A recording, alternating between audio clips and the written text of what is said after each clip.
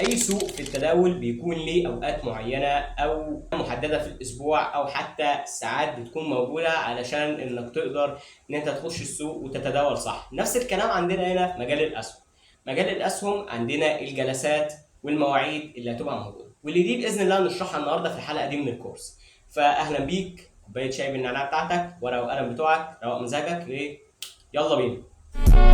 Hey, hey, hey. She lie to your face, I really don't get it. She say what you want her to say. At the end of the day, I'm still getting money regardless, I'm still getting paid. طيب، احنا النهاردة في الحلقة بتاعتنا هنتكلم عن مش بس التوقيتات بتاعت البورصة الأمريكية اللي بتشتغل فيها، لأ احنا برضو هنتكلم عن البورصة ومعناها وإيه أشهر البورصات اللي موجودة وكده يعني. فخلينا نبدأ، بسم الله، صلى على سيدنا محمد. السوق بيشتغل من يوم الاثنين لحد يوم الجمعة. طبعا دول 5 أيام. السوق بقى مش بيشتغل 24 ساعة. مثلا في أسواق تانية زي سوق الفوركس بيشتغل برضو من تقريبا الحد إلى الجمعة، تمام، بيشتغل على طول 24 ساعة ما عدا يومين بس، اللي هو السبت والاثنين أو السبت والحد على ما أتذكر. وسوق الكريبتو مثلا ده بيبقى شغال على طول 24/7، اللي هو 24 ساعة في 7 أيام شغال على طول بدون توقف. ولكن علشان الأسهم يعني تقدر تقول كده إيه، منظم شوية أو سوق التنظيم فيه عالي جدا. في الحلقة اللي احنا شرحنا فيها بتاعت المقارنات ما بين مجال الكريبتو والفوركس والأسهم، فأنت هتلاقي إن الأسهم مجال تنظيمه عالي جدا بدقة. فالمهم، عندنا الجلسات، عندنا 4 جلسات في اليوم. الجلسة الأولانية طبعا كل التوقيتات اللي أنا هذكرها في الجلسات دي توقيت مدينة نيويورك الأمريكية. أول جلسة معانا واللي هي الفري، اللي هي البري ماركت، تمام. دي بتبدأ من الساعة 4 الصبح لحد الساعة 8 الصبح. ينفع تشتغل فيها؟ ينفع تشتغل فيها. طيب ايه هي أهمية الجلسة دي؟ الجلسة دي هي بتبدأ ان انت لو عايز، يعني انت عندك سكانر وكده، تبدأ ان انت تحضر الاسهم مثلا اللي انت تشتريها، او تبدأ انك تحضر ايه الاسهم اللي انت تركز عليها وتعمل لها مراقبة في الفترة دي. الفترة دي السوق مش بيشتغل، تمام، يعني تقدر تقول كده ايه، تحركات الاسعار بطيئة، ولكن مش بتوصل على السوق الحقيقي اللي هو الشغل الفعلي. تاني جلسة معانا واللي هي النورمال بري ماركت. النورمال بري ماركت دي بتكون من الساعة 8 صباحا لحد الساعة 9 ونص صباحا. ينفع تشتغل فيها؟ ينفع تشتغل فيها.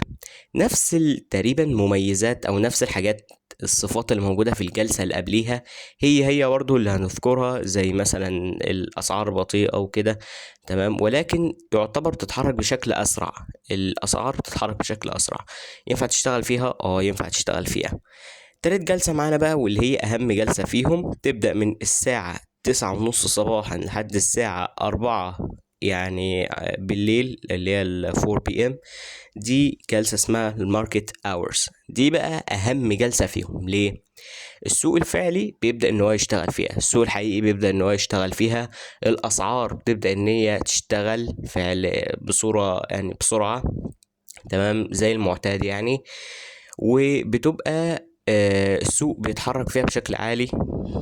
السوق مش بيبقى مغلق، السوق بيتحرك على طول في الفترة دي، تمام. وزي ما قلنا ان دي ينفع تشتغل فيها ولا لا؟ ينفع جدا، ودي اصلا اهم جلسة فيهم كلهم. اخر جلسة معانا بقى واللي هي من الساعة 4 بي ام لحد الساعة 8 بي ام برضو، او الساعة 8 بالليل.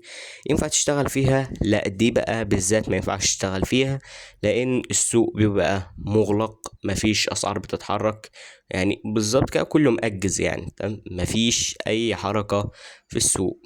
بس ممكن تلاقي تباطؤ في الحركات السعر، ولكن مفيش شغل، متقدرش اصلا ان انت تتداول، او ما عندكش الاوبشن ان انت تبيع سهم وتشتري سهم، لان في 3 جلسات فاتوا قبل كده. بالنسبة بقى للبورصة، البورصة عندنا أي دولة بيبقى عندها اقتصاد لازم ولا بد يبقى عندها بورصة علشان تمشي الاقتصاد ده بطريقة صح. يعني مثلا الولايات المتحدة من أقوى الاقتصادات عالميا، تمام، فبيبقى عندها البورصة الأمريكية، ودي اللي احنا بنتكلم عنها بشكل كبير جدا هنا في كورس الأسهم، يعني لأن دي الأشهر، وغالبا مش هتسمع عن بورصات تانية غير مثلا لو انت في بلد تانية برا مصر، اللي هي أو مش في أمريكا، كمان برا مصر ومش في أمريكا، فتبدأ إن انت تسمع على البورصات دي، لان انت اجباري بتبدا ان انت ايه، يعني لو انت متداول هتبدا ان انت تتداول في البورصات دي.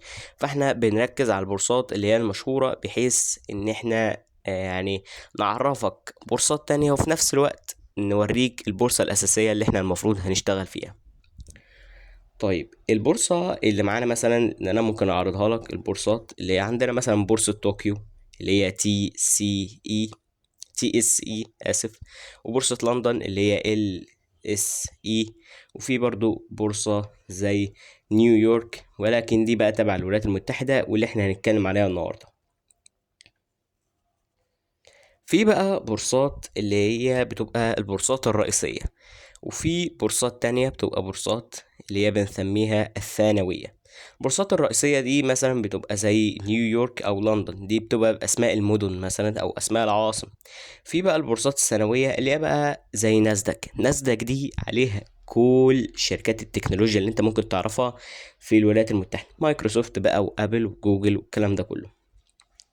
وفي برضو بورصات تانية زي بورصات السلع اللي هي CME، دي بورصة شيكاغو، تمام، دي بتبقى حرام، تمام، زي ما ذكرنا ان تداول السلع حرام، تمام. والبورصة بيبقى سوق مركزي خاضع لرقابات او جهات رقابية حكومية مسجلة، تمام، دايما بيبقى التنظيم فيها عالي جدا، وبتنص على شوية قوانين واللي بإذن الله هنشرحها في الحلقات الجاية.